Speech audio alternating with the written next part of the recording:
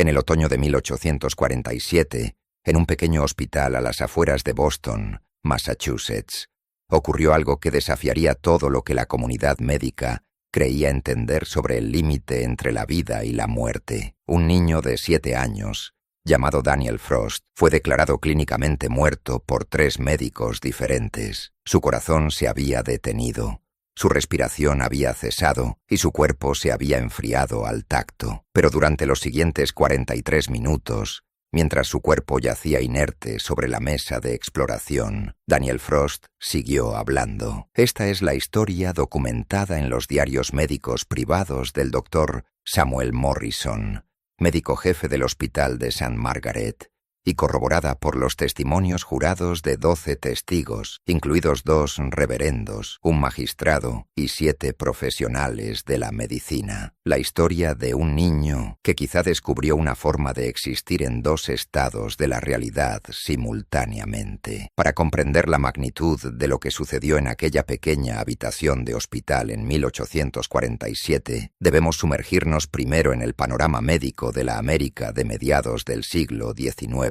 Era una era anterior al descubrimiento de la teoría germinal, antes de que la anestesia se volviera común, y décadas antes de que alguien entendiera la naturaleza eléctrica del corazón humano. Boston, donde se desarrolla nuestra historia, estaba a la vanguardia de la medicina estadounidense. La ciudad albergaba el Massachusetts General Hospital, fundado en 1811, y la Escuela de Medicina de Harvard, que producía algunos de los médicos más innovadores del país. Pero incluso con esta concentración de conocimiento médico, los médicos de la época solo tenían una comprensión rudimentaria de la muerte misma. El estetoscopio había sido inventado apenas 30 años antes. El concepto de resucitación era prácticamente desconocido. Una vez que un corazón dejaba de latir, la muerte se consideraba absoluta e irreversible. St. Margaret's Hospital, donde ingresaron a Daniel Frost, era una institución modesta que atendía a los barrios de clase trabajadora, al oeste del centro de la ciudad. Con solo 40 camas y un personal de 6 médicos, era típico de los pequeños hospitales comunitarios que servían a las crecientes poblaciones urbanas de Estados Unidos. El otoño de 1847 había sido particularmente duro. Un brote de fiebre tifoidea había barrido los distritos más pobres, desbordando las limitadas instalaciones médicas. Fue durante esta crisis cuando Daniel Frost llamó por primera vez la atención de la comunidad médica. El 12 de octubre de 1847, Catherine Frost, madre de Daniel y viuda que trabajaba como costurera, lo llevó al hospital de St. Margaret. En su declaración inicial al Dr. Morrison, conservada en los registros de admisión del hospital, describió unos síntomas que habían comenzado 3 días antes. Daniel se había estado quejando de terribles dolores de cabeza, escribió en su testimonio, registrado más tarde por el oficinista del hospital. Pero lo que más me asustó no fue el dolor, sino las cosas extrañas que empezó a decir durante sus episodios. Según el relato de Catherine, Daniel había empezado a experimentar lo que ella describía como ausencias, periodos en los que de repente dejaba lo que estuviera haciendo. Sus ojos se nublaban y empezaba a hablar con una voz que ella insistía era la suya, pero de algún modo no lo era. Era como si mi Daniel estuviera leyendo palabras de un libro que yo no podía ver, declaró. Describía lugares en los que nunca había estado. Hablaba de acontecimientos que aún no habían ocurrido y nombraba personas que no existían. Pero lo más inquietante era cómo hablaba con total claridad y detalle, como si realmente estuviera viendo esas cosas imposibles. El examen inicial de Daniel Frost, por parte del Dr. Morrison, documentado con meticuloso detalle en su diario médico, reveló a un niño aparentemente en buen estado de salud, salvo por una temperatura elevada y signos de fatiga. Pero lo que llamó la atención de Morrison fueron los episodios que Catherine había descrito. Tuve la oportunidad de observar una de estas ausencias durante mi examen, escribió Morrison. El niño respondía a mis preguntas con normalidad cuando, sin previo aviso, sus ojos adoptaron una cualidad distante. Su voz, que había sido la de un niño de 7 años, de repente se volvió más clara, más articulada y extrañamente madura. Morrison documentó lo que Daniel dijo durante ese episodio. El niño empezó a describir una sala del hospital, el teatro quirúrgico del 3er piso, al que nunca había ido. Describió sus dimensiones, la colocación de las ventanas, incluso la grieta en la esquina noroeste del techo. Más tarde verifiqué cada detalle. Era perfectamente exacto, pero lo que realmente alarmó a Morrison fue lo que ocurrió después. Daniel, aún en su estado de trance, se volvió hacia el médico y dijo algo que Morrison nunca olvidaría. «Doctor Morrison, en 3 días moriré en su sala de operaciones, pero no me iré. Seguiré aquí tratando de decirle algo importante». La predicción inquietó profundamente a Morrison. Como hombre de ciencia rechazaba la superstición, pero como médico había aprendido a confiar en sus instintos cuando algo no le parecía bien. Admitió a Daniel para observación, ubicándolo en una habitación privada donde pudiera ser monitoreado continuamente. Durante los siguientes 3 días, la condición de Daniel se deterioró rápidamente. Los dolores de cabeza se intensificaron y los episodios de ausencia se volvieron más frecuentes y prolongados. Durante cada episodio, Daniel hablaba con esa misma claridad inquietante, describiendo cosas imposibles. Hablaba de cirugías que aún no se habían realizado, nombrando pacientes que llegarían al hospital en las siguientes semanas. Describía procedimientos médicos que no se inventarían hasta décadas después. Hablaba de un mundo de aliento y latido que existía en paralelo al mundo físico, un reino que decía poder ver durante sus episodios. El doctor Morrison llamó a colegas para observar. El 14 de octubre, el doctor William Hardwell, especialista en trastornos nerviosos del Massachusetts General Hospital, examinó a Daniel. Sus notas, conservadas en los archivos de la Sociedad Médica de Boston, corroboran las observaciones de Morrison. El niño muestra síntomas diferentes a cualquiera que haya encontrado en mis 20 años de práctica, escribió Hardwell. Durante sus episodios, sus pupilas se dilatan en un grado extraordinario. Sin embargo, no muestra signos de epilepsia u otras condiciones neurológicas conocidas por causar convulsiones. Lo más notable es que su pulso se vuelve irregular durante estos estados, no más rápido ni más lento, sino siguiendo patrones que parecen casi matemáticos en su complejidad. En la mañana del 15 de octubre de 1847, exactamente 3 días después de la predicción de Daniel, la condición del niño dio un giro crítico. Su temperatura se disparó dramáticamente y comenzó a sufrir convulsiones violentas. El doctor Morrison tomó la decisión de realizar un procedimiento de emergencia para aliviar la presión en el cerebro, una medida desesperada ante una condición que no comprendía del todo. La cirugía se programó para las 2:00 de esa tarde. Para la 1:30, Daniel había sido preparado y trasladado al quirófano, la misma sala que había descrito con perfecta exactitud 3 días antes. Lo que ocurrió en ese quirófano durante la siguiente hora sería documentado por 12 testigos distintos, cada uno proporcionando relatos detallados que, notablemente, coincidían en casi todos los pormenores. El doctor Morrison comenzó el procedimiento a las 2:04 p.m., precisas, según consta en el registro quirúrgico. Le asistían el doctor Hardwell, 2 enfermeras quirúrgicas y un estudiante de medicina de Harvard. En la galería de observación, arriba, se habían reunido otros 7 médicos para presenciar el inusual caso. A petición de Catherine Frost, también estaban presentes el reverendo Joseph Whitmore, de la Segunda Iglesia Congregacional, y el padre Patrick Donnelly, de la Iglesia Católica de St. Mary. La presencia de clero protestante y católico era inusual, pero Catherine, desesperada por ayudar a su hijo, había buscado apoyo espiritual en ambas tradiciones. El magistrado Harold Petton, amigo del doctor Morrison, también estaba presente, habiendo oído hablar del extraño caso y acudido a observar por interés personal. El procedimiento comenzó con normalidad. A Daniel se le había sedado con Lordum, práctica común de la época. El doctor Morrison hizo su incisión inicial y durante los primeros minutos todo transcurrió como se esperaba. Luego, a las 2:17 p.m., Morrison anotó la hora exacta. El corazón de Daniel dejó de latir. Doug Hardwell que estaba monitoreando los signos vitales del niño, testificó más tarde. Tenía mis dedos en su pulso radial cuando simplemente cesó. No fue un aleteo, ni un latido débil. Se detuvo por completo, como si alguien hubiera apagado un mecanismo. Morrison interrumpió de inmediato el procedimiento quirúrgico. Durante los minutos siguientes, él y Hartwell intentaron varios métodos para reanimar a Daniel: aplicar presión en el pecho, administrar estimulantes e incluso intentar comprimir manualmente el corazón a través de la incisión abierta. Nada funcionó. A las 2:23 p.m., tras consultar con Hartwell, Morrison declaró oficialmente muerto a Daniel Frost. Fue en ese momento cuando ocurrió algo imposible. De la garganta de Daniel surgió un sonido, no un jadeo ni un estertor de muerte, sino una palabra clara y distinta: doctor. Todas las personas en ese quirófano la oyeron. La mano de Morrison, que estaba a punto de cubrir el rostro de Daniel con un paño, se quedó congelada en el aire. Morrison, continuó la voz de Daniel, aún clara a pesar de la ausencia de aliento o latido. Escuche con atención.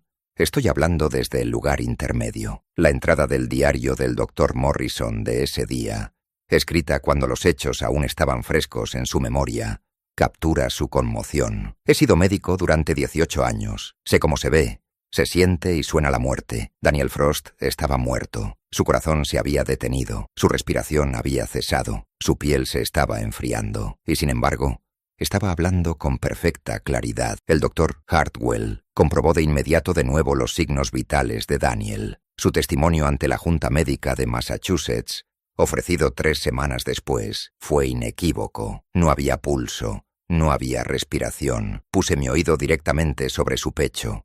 El corazón estaba en silencio. Coloqué un espejo en su boca. No hubo condensación. Por todas las medidas conocidas por la ciencia médica, el niño estaba fallecido. Sin embargo, Daniel siguió hablando. «Puedo ver ambos lugares ahora», dijo la voz de Daniel, emanando de su cuerpo inmóvil: el mundo donde los corazones laten y los pulmones respiran, y el mundo más allá. Estoy de pie entre ellos y puedo ver cosas que aún no han ocurrido. El reverendo Whitmore, observando desde la galería, describió más tarde su reacción en una carta a su obispo. «Mi primer pensamiento fue que estaba presenciando un milagro o quizá un engaño, pero a medida que Daniel siguió hablando, describiendo acontecimientos y revelando conocimientos que no podía poseer, me convencí de que estaba observando algo que trascendía tanto el milagro como el fraude, algo completamente fuera de nuestros marcos de comprensión». Durante los siguientes 43 minutos,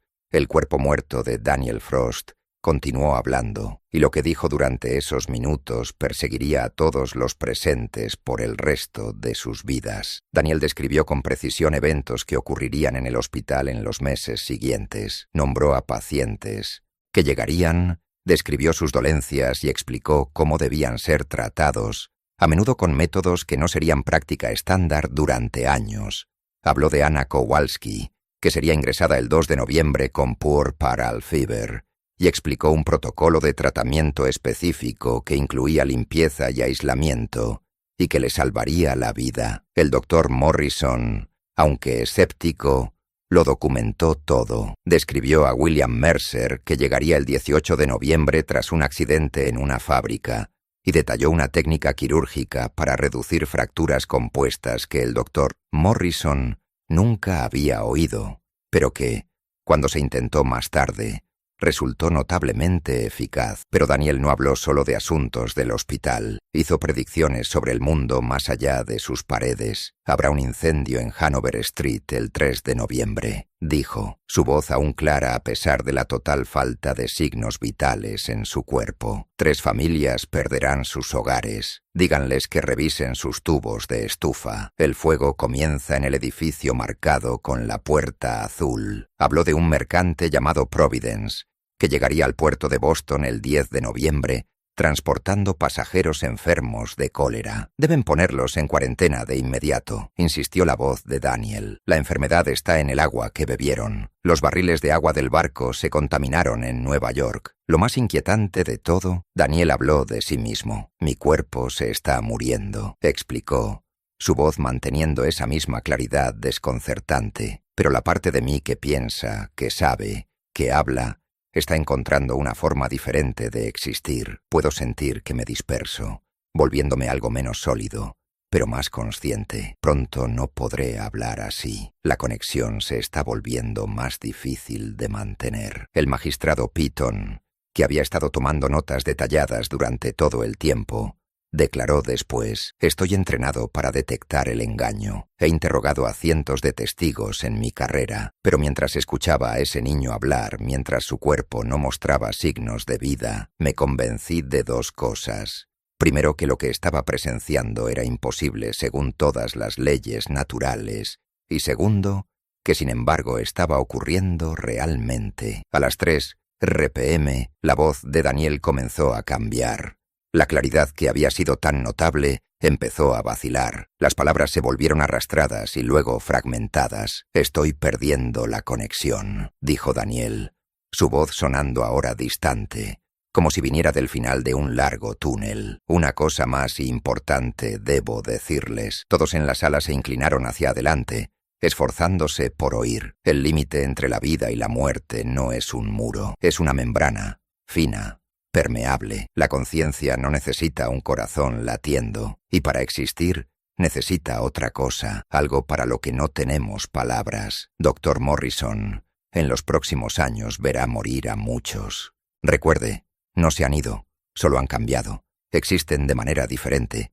Si escucha con atención, a veces puede oírlos, tratando de comunicarse desde el espacio intermedio. A las 3:07 p.m., la voz de Daniel cesó. Esta vez no hubo posibilidad de reanimación, ni ambigüedad sobre lo ocurrido. La voz se había detenido tan definitivamente como había comenzado. El Dr. Morrison esperó otra hora antes de declarar oficialmente la muerte por segunda vez y autorizar el retiro del cuerpo de Daniel. Las secuelas inmediatas de la muerte de Daniel Frost estuvieron marcadas por un intenso debate y controversia dentro de las comunidades médica y religiosa de Boston. El Dr. Morrison, fiel a sus principios científicos, documentó todo con meticuloso detalle y presentó un informe a la Sociedad Médica de Boston. La respuesta de la sociedad fue rápida e inequívoca. Rechazaron el relato de Morrison por imposible, anticientífico y probablemente resultado de un delirio colectivo provocado por el estrés de una cirugía fallida. Pero Morrison había anticipado el escepticismo. Había recopilado testimonios escritos de los 12 testigos,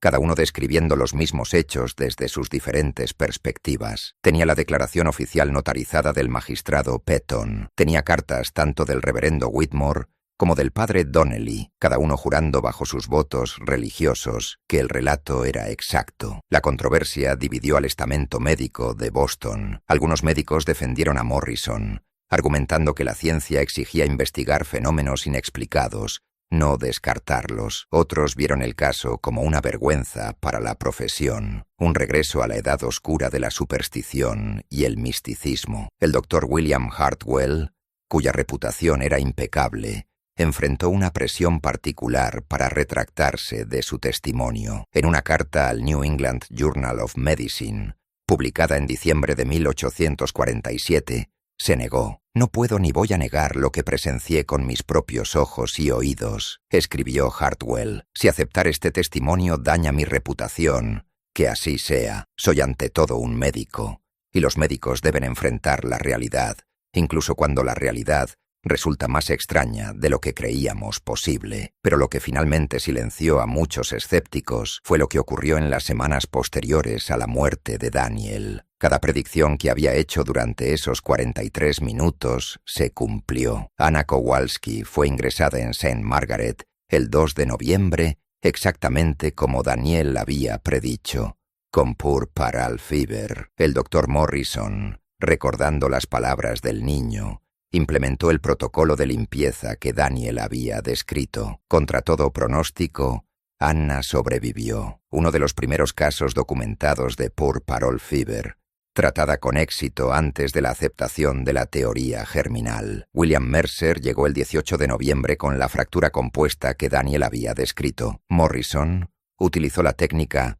quirúrgica detallada por el niño. La operación fue exitosa y Mercer se recuperó con pleno uso de su extremidad, algo inusual para ese tipo de lesiones en la época. El incendio en Hanover Street ocurrió el 3 de noviembre, comenzando en el edificio con la puerta azul, exactamente como había dicho Daniel. 3 familias perdieron sus hogares, pero debido a que Morrison había advertido a las autoridades, quienes aumentaron las patrullas en esa zona, todos escaparon a salvo. El barco mercante Providence llegó al puerto de Boston el 10 de noviembre. Recordando la advertencia de Daniel, las autoridades portuarias impusieron una cuarentena inmediata. Se descubrió que 7 pasajeros estaban infectados con cólera. La acción rápida evitó un brote que podría haber matado a cientos. Cada predicción cumplida añadió peso al testimonio. Incluso quienes habían desestimado el relato de Morrison como delirio empezaron a cuestionar su certeza. En enero de 1848, la Sociedad Médica de Boston celebró una reunión a puerta cerrada para discutir el caso, según unas actas que se mantuvieron selladas durante 70 años y solo se hicieron públicas en 1918. La sociedad llegó a una conclusión inquietante. Si bien no podemos aceptar la posibilidad de que el niño fallecido hablara sin signos vitales, decía la declaración oficial, debemos reconocer que algo extraordinario ocurrió en ese quirófano. Si fue un caso de diagnóstico incorrecto de la muerte, algún fenómeno médico desconocido o algo que queda fuera de los límites actuales de la comprensión médica, no podemos decirlo con certeza. La declaración continuaba con una recomendación que resultó profética. Aconsejamos que este caso sea estudiado más a fondo, pero que se desaconseje la discusión pública hasta que exista un marco científico para analizar adecuadamente lo observado. En otras palabras, el caso era demasiado peligroso para descartarlo, pero demasiado imposible para aceptarlo. Así que se enterró discretamente en los archivos. El doctor Samuel Morrison nunca se recuperó del todo de la experiencia. Sus diarios médicos, que mantuvo hasta su muerte en 1871, contienen frecuentes referencias a Daniel Frost. Morrison se obsesionó con el límite entre la vida y la muerte, investigando la conciencia e intentando desarrollar métodos para comunicarse con pacientes moribundos. En una entrada de 1852, Morrison escribió: «He atendido más de 300 muertes desde Daniel Frost y en varios casos, quizá una docena, he experimentado algo que no puedo explicar, una sensación de presencia, la impresión de que el difunto intenta comunicar algo. ¿Son meramente imaginación mía alimentada por mi experiencia con Daniel? ¿O ese notable niño me mostró algo real sobre la naturaleza de la conciencia que apenas empiezo a comprender?» Los diarios posteriores de Morrison describen experimentos que realizó, siempre en privado, intentando documentar cualquier signo de conciencia o comunicación durante el proceso de morir. Desarrolló un conjunto de preguntas que haría a pacientes moribundos, pidiéndoles que intentaran comunicar información específica después de la muerte, si podían. 3 veces, escribió en 1858, he recibido información que parece haber provenido de pacientes fallecidos, transmitida a través de las palabras de otros pacientes moribundos que no tenían forma posible de conocer esos detalles. ¿Es esto evidencia de algo que Daniel intentó decirnos? Que la conciencia no simplemente cesa, sino que se transforma en algo que, en ciertas condiciones, aún puede interactuar con los vivos. Catherine Frost, la madre de Daniel, nunca se recuperó de la muerte de su hijo. En un testimonio dado a una investigadora en 1865, describió los años posteriores a la tragedia. No podía aceptar lo que los médicos dijeron que había pasado.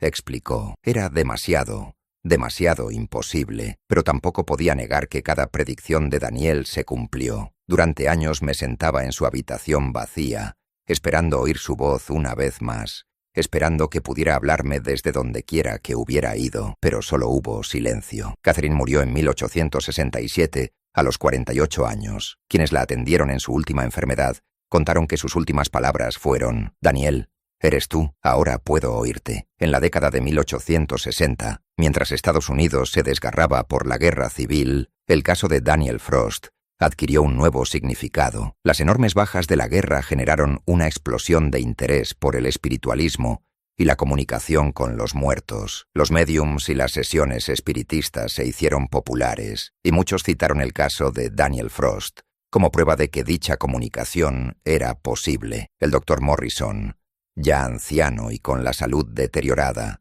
se mostró preocupado por este desarrollo. En una carta escrita en 1869, a un colega expresó sus inquietudes. Los charlatanes y estafadores que afirman hablar con los muertos se han apoderado de la historia de Daniel como validación de sus engaños, escribió. Pero lo que ocurrió con Daniel no fue espiritualismo ni comunicación sobrenatural.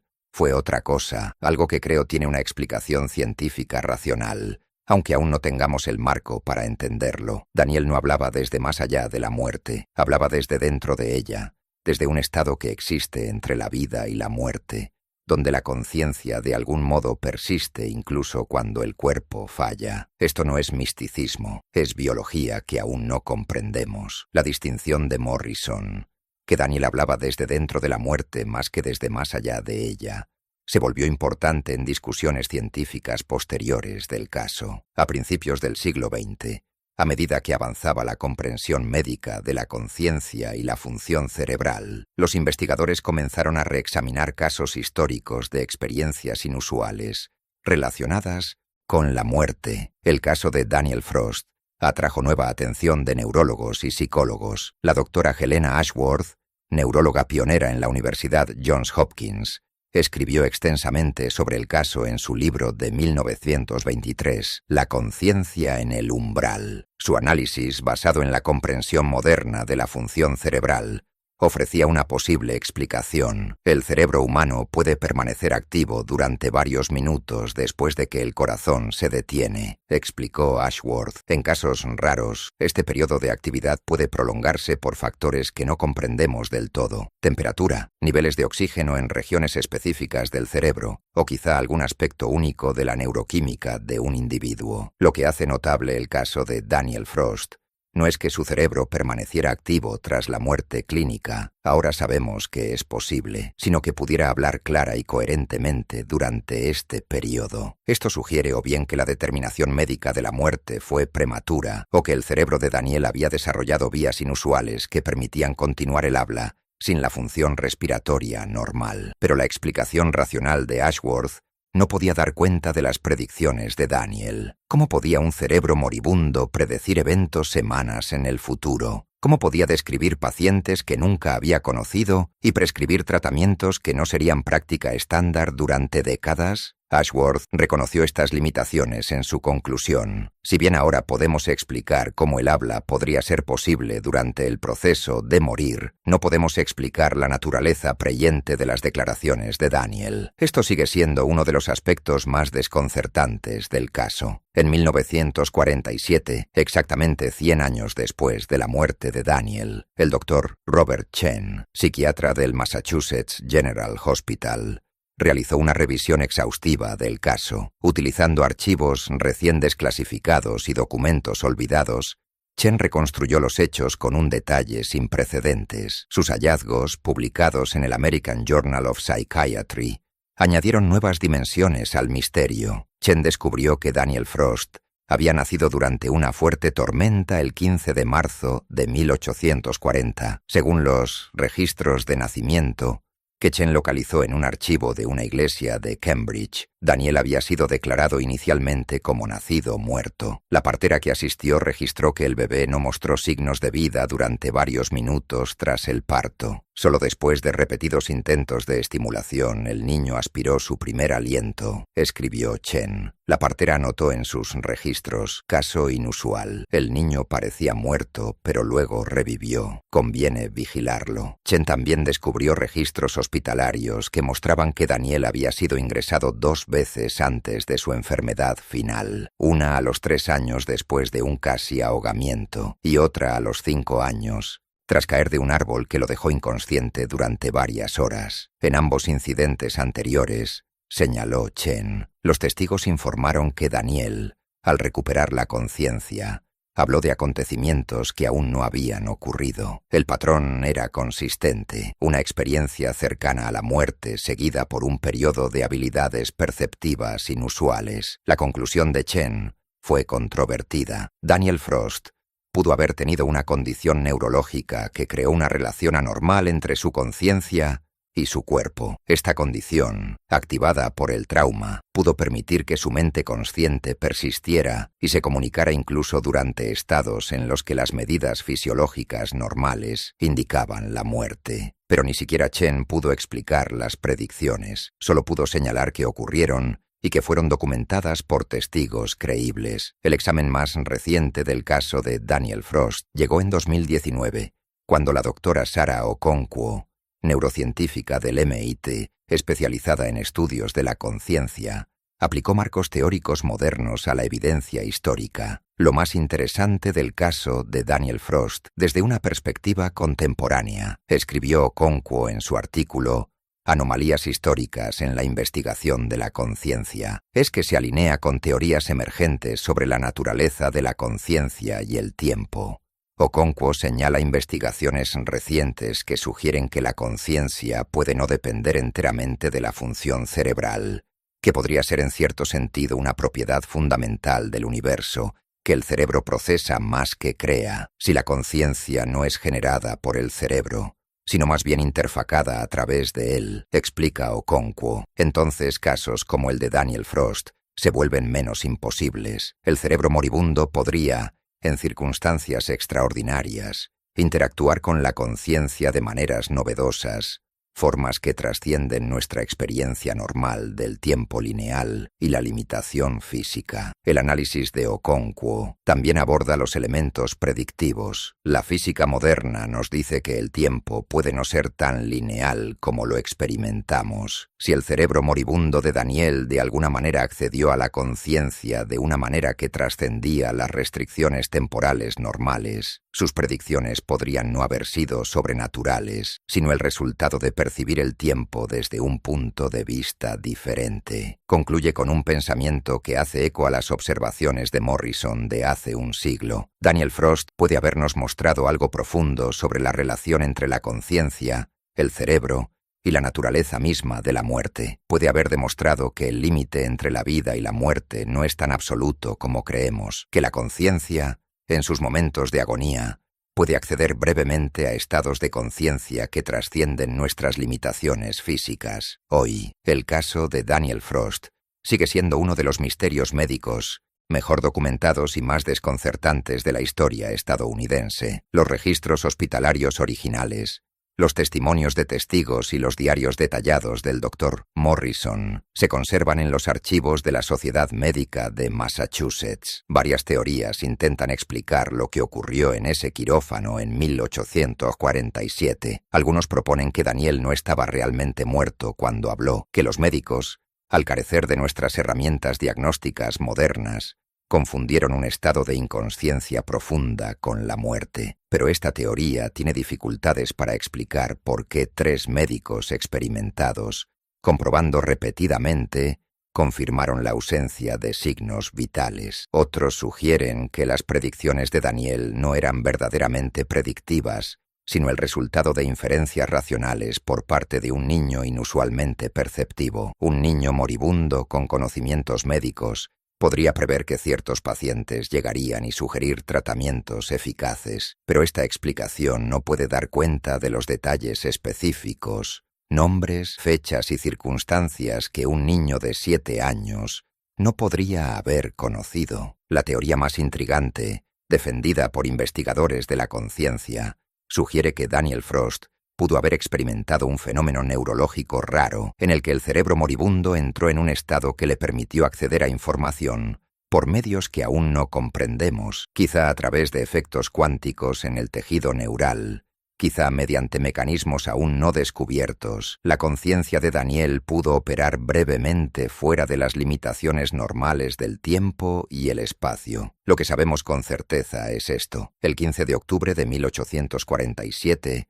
12 testigos creíbles observaron a un niño muerto hablar durante 43 minutos. Ese niño hizo predicciones específicas que todas se cumplieron, y ese niño describió el límite entre la vida y la muerte como algo permeable, algo que la conciencia podía, bajo las circunstancias adecuadas, atravesar manteniéndose consciente y comunicativa. La última entrada del diario del Dr. Morrison, escrita una semana antes de su muerte en 1871, reflexiona por última vez sobre Daniel Frost. He pasado 24 años tratando de entender lo que ocurrió aquel día. He estudiado la conciencia, la muerte, la naturaleza de la mente. He atendido a cientos de pacientes moribundos, siempre observando, siempre escuchando, con la esperanza de volver a ver lo que Daniel me mostró, y he llegado a una conclusión que me habría parecido imposible en mi juventud. La muerte no es lo que creemos que es. El cese del latido y la respiración marca una transición,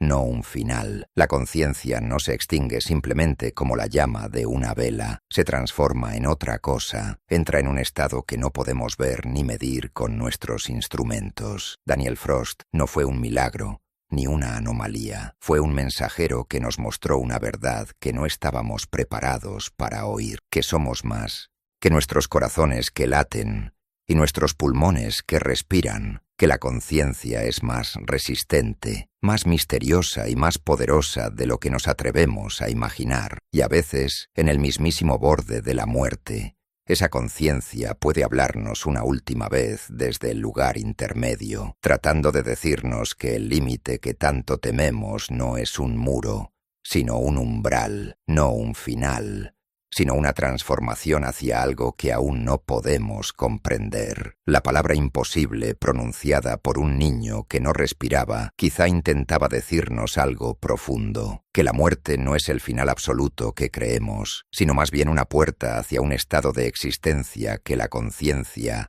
a veces puede navegar mientras mantiene una conexión con el mundo de los vivos. Y quizá, solo quizá, los 43 minutos de discurso imposible de Daniel Frost fueron un regalo, un vistazo a través de ese umbral, destinado a consolarnos con el conocimiento de que la conciencia, esa chispa esencial de lo que nos hace ser quienes somos, puede ser mucho más duradera que la frágil carne que la alberga. Si esta historia te ha hecho cuestionar lo que creías saber sobre el límite entre la vida y la muerte, suscríbete para más misterios documentados de los archivos olvidados de la historia. Activa la campanita de notificaciones porque nunca sabemos cuándo el próximo caso imposible podría desafiar todo lo que creemos sobre la conciencia humana y la mortalidad. Hasta la próxima. Recuerda, los misterios más profundos a menudo se esconden a simple vista en el registro histórico, esperando recordarnos que la realidad es más extraña de lo que nos atrevemos a imaginar.